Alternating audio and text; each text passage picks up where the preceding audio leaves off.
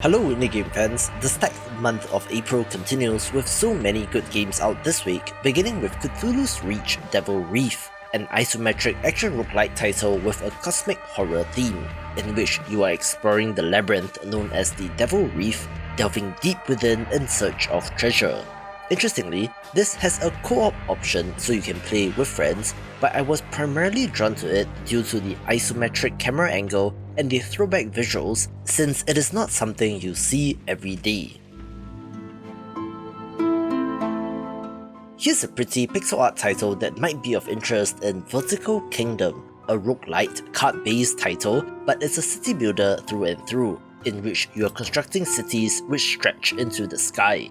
Pixel art is a weakness of mine, and I think this looks pretty nice, so I'll be interested to see how this meshes together with a city builder, since the developers do talk about having resources like food, bricks and stone to manage, and does also talk about a great evil that lurks within the ruins, so there's more to this game than meets the eye. This one's for indie game developers. The free indie game marketing resources are ready, so sign up via the link in the description below to get it in your mailbox.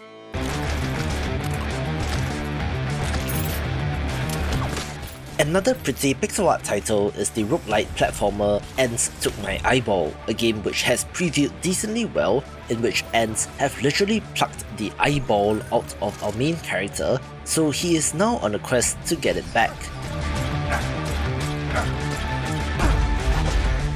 You are descending into an ant hill and battling all sorts of giant bugs in the process, with the expected roguelite elements of procedurally generated levels, random power-ups, and also meta progression in between runs. There are some interesting aspects like weapon switching and a sacrifice mechanic to wrap your head around, so while I cannot guarantee that this will be the next Spelunky, it does still look like fun. If you love factory builders like Factorial, may I recommend Lifecraft, a game that has you starting off as a single-cell organism which grows and expands into a full-fledged system. Yes, instead of conveyor belts and furnaces, this will put your high school biology knowledge to the test of mitochondria and cytoplasm and more, so it's a fairly interesting theme, although I'm sure that you don't need to have any prior knowledge and should be somewhat tutorialized within the game. It also cleverly adapts real-life biological reactions into gameplay, such as having to fight off bacteria, fungi, viruses, and parasites, grow and evolve your creature, get rid of waste materials, and will eventually allow you to use neurons, which are the sensors and logic part of the automation process, looking very ambitious and is of interest. A neat looking Metroidvania that sure seems to have some Hollow Knight DNA is BioGun, but it's a game with an interesting theme since it is set within a dog and you play as the vaccine that has to exterminate a virus in order to save the entire canine species. Like the previous game, the more organic nature of the theme and setting could lead to interesting enemy and environmental designs, with the character having access to a gun which can fire 360 degrees, so it's a different spin on the combat as well. I'm sure that there will be Metroidvania style upgrades along with an interconnected world, and looks like it's for fans of the genre.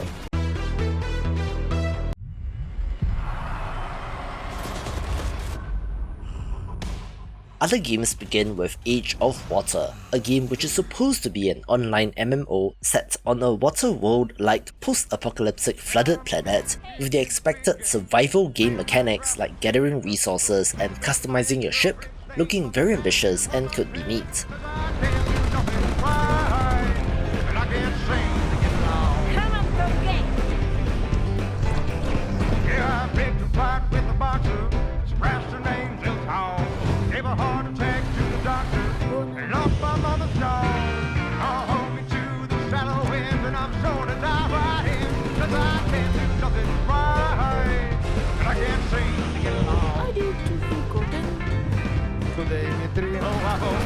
What it looks like on the other side of For now, Turkey Rainbow Crest.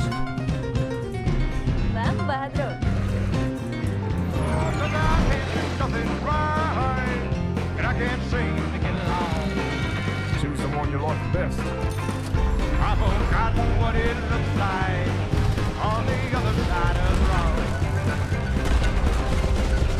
Yes, I've forgotten what it looks like. This week also sees the release of Akatori Chapter 1, the free prologue demo to a long-in-development Metroidvania, so if you're curious about the game like me, give the free demo a try.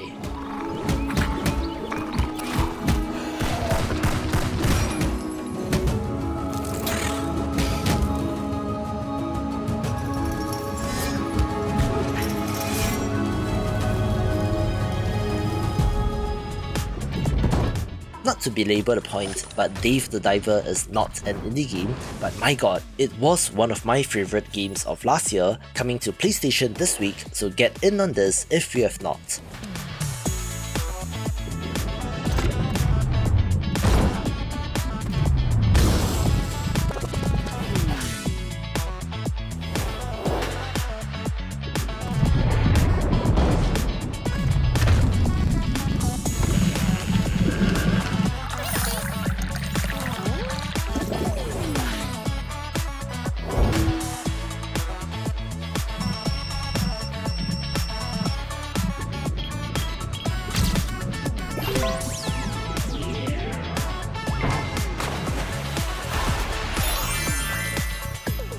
Darling Arna. When the ship crashed, I half wondered if life as we knew it would collapse in on itself as well. One of the most hyped indie games of the week is Halibut, but what can I say? Claymation really isn't my thing, but if you like it, this adventure game could be of interest. To keep going on. There aren't many people I can talk to without feeling inferior. Oh, thanks. No, I didn't mean like that. You're not a Jimmy Judger, you know? You seem to just accept. I try. It could be worse. But there must be more. More to life?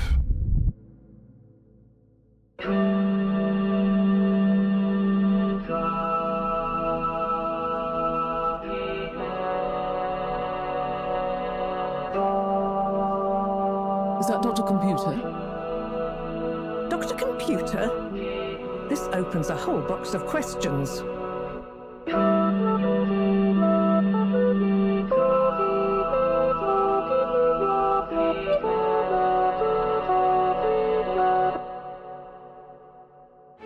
Actually, I did kind of make a mistake.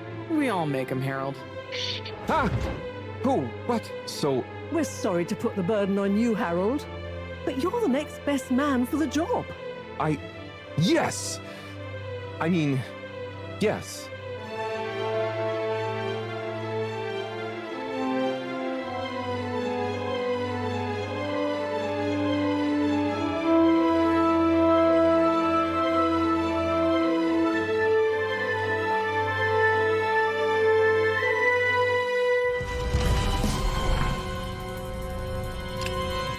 Here's the sequel to a popular first-person shooter in Kill It With Fire 2, in which you are exterminating spiders across the multiverse, also having a spider hunt PvP mode for more fun with friends. Our crew is the best and brightest our species has to offer, and our captain is me. I suppose the spiders are out to get us now, though. They got Beta 3. It's only a matter of time before they find the Vindicator again. Should strangers come and find our tale, take heed, the spiders here will prevail. Our time has come to bid adieu, but you're not alone. We're watching you.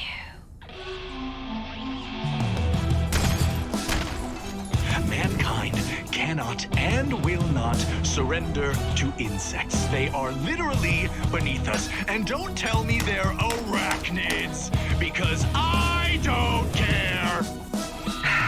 I missed the dimension with the talking hamsters. Making contact with this exterminator may very well be humanity's last hope.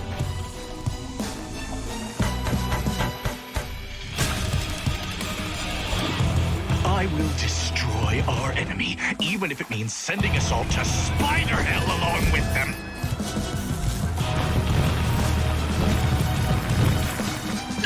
The spiders! They found us. They're everywhere. Oh, God, they're in my mouth.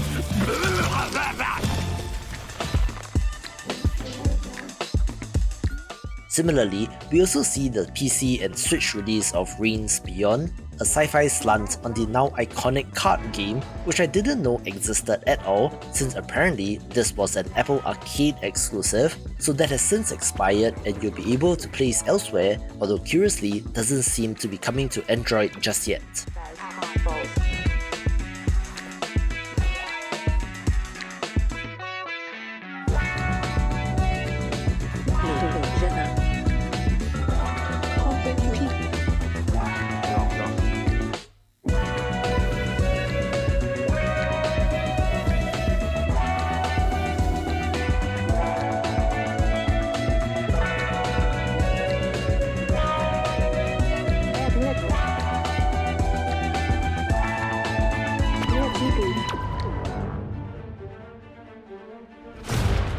This next title comes to us from one Richard Garfield, creator of Magic the Gathering, in which SolForge Fusion looks to be a similar take on the collectible card game Battler, but with a roguelike twist, and I don't believe it has microtransactions in the pack opening, so maybe it is not as exploitative as Magic has become.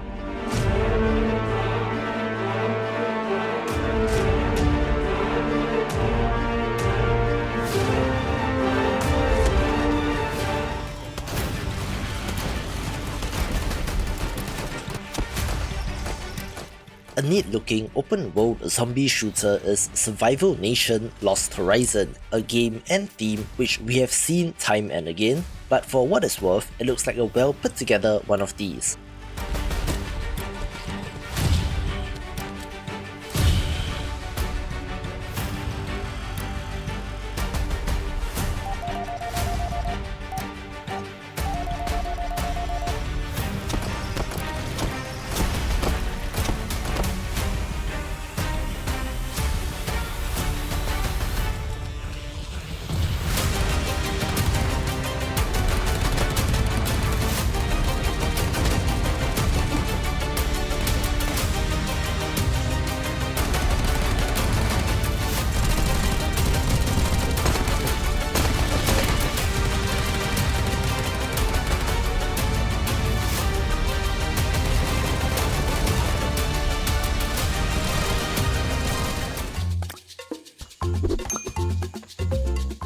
A neat-looking multiplayer co-op title is Trackline Express, in which you are attempting to stay alive through gathering and managing resources for your train, looking to be fun with friends. And while the concept has been done in games like Unreal, this has a different art style and a different focus as compared to having to frantically place down train tracks, and is the hidden gem of the week.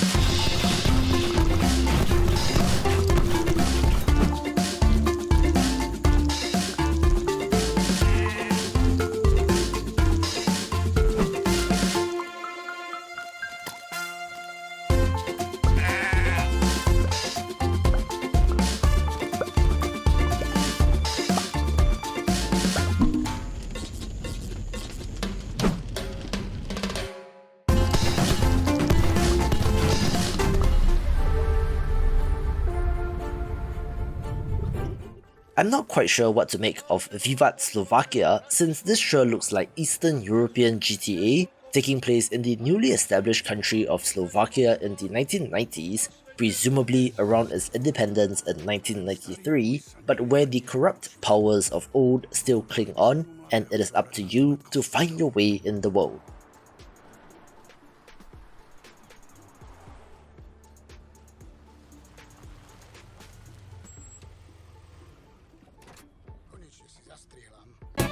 Love indie games? Sign up to my newsletter to get a weekly dose of what's hot, along with some news and of course, weekly game giveaways, so if interested, link is in the description below. The top 5 begins with an update to Death Must Die, which is simply titled Act 2, which was announced at the III showcase last week, being a popular pixel art bullet heaven roguelite that I'm guessing has already sold over 500,000 copies. So while I'm generally sick of Vampire Survivors clones at this point, there are still a couple that are great enough to be of interest. This adds in the new Goddess of Earth, which grants new blessings, along with new skill trees for the heroes and plenty more content, so I can easily see this on its way to 1 million copies sold as it goes through early access, especially since they are making such a big deal about their content updates. Here's a curiosity, since Kit Hack Model Club comes to us from the creator of the original Kerbal Space program, along with a 3-person team, being a physics sandbox title in which you are constructing your own remote control vehicles. These range from planes to cars and ships and more, and given the pedigree, I'm sure the physics will be on point, although I do wonder how much structure there is in the game, or if it just boots up and then says, here you go, start making something. I've been banging on and on about Dream Tactics for a couple of years now, so of course it gets a decent spot this week, being a turn-based tactics title in which you are battling hordes of pillow monsters in order to save the dream world from its collapse. This has 3 main characters with unique classes and abilities, but you will also be able to find and recruit allies along the way, taking up to 4 characters into battle at any one time. There is deck building in this game, in which you have to play the randomly drawn cards, finding the best combo across all the characters, but does have systems that allow you to mitigate RNG, so you can redraw cards up to a certain extent. I love the ultra minimalist pixel art look, which I know may not be for everyone, but it just works for this game in my opinion. Structurally, the developers do also talk about venturing off the grid to explore and uncover secrets, so it is not just one battle scenario after another, looking more like a classic JRPG in the exploration phase, which could have interesting results.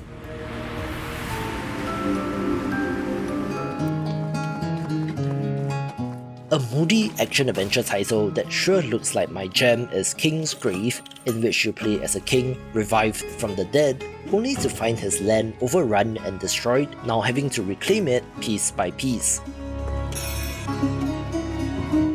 This mixes Zelda-style combat with a base building and upgrading element as you help the locals, along with Metroidvania-inspired ability unlocks and exploration. So if you know my taste in games, you can certainly see why this is near the top of the list. It was a surprisingly quick turnaround between the announcement and early access release of No Rest for the Wicked, a game which got all the eyeballs when it was shown off at the Game Awards in December, not least because it's from the studio that made the Ori games and wants to reinvent the action RPG genre and does look awesome. Watch this video for more upcoming games like Diablo, including one with dinosaurs.